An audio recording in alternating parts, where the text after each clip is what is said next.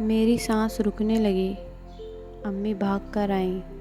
میں بس روئی اور کہا، امی وہ شادی شدہ ہے۔ امی کے چہرے پر ایک لمحے کے لیے سکتہ طاری ہو گیا، پھر وہ مجھے سینے سے لگا کر بس روتی رہی۔ گھر کی دیواروں پر جیسے خاموشی چیخنے لگی۔ چند دن بعد عفان کا فون آیا۔ اس کی آواز کانپ رہی تھی۔ انیلا، میں شرمندہ ہوں، میں تم سے جھوٹ بول بیٹھا۔ میری بیوی جرمنی میں ہے، میں اسے چھوڑ نہیں سکتا۔ بس مجھ سے غلطی ہو گئی۔ میں نے آہستہ سے کہا، نہیں عفان، تم سے غلطی نہیں، تم نے جرم کیا ہے۔ تم نے ایک لڑکی کا خواب توڑا ہے جو تم پر یقین کر بیٹھی تھی، اور میں نے فون بند کر دیا، پھر کبھی مڑ کر نہیں دیکھا۔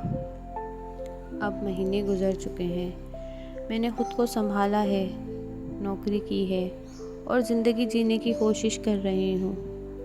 کبھی کبھی آئینے میں خود کو دیکھتی ہوں تو وہی سوال دل میں آتا ہے، کیا غلطی میری تھی کہ میں خواب دیکھ بیٹھی؟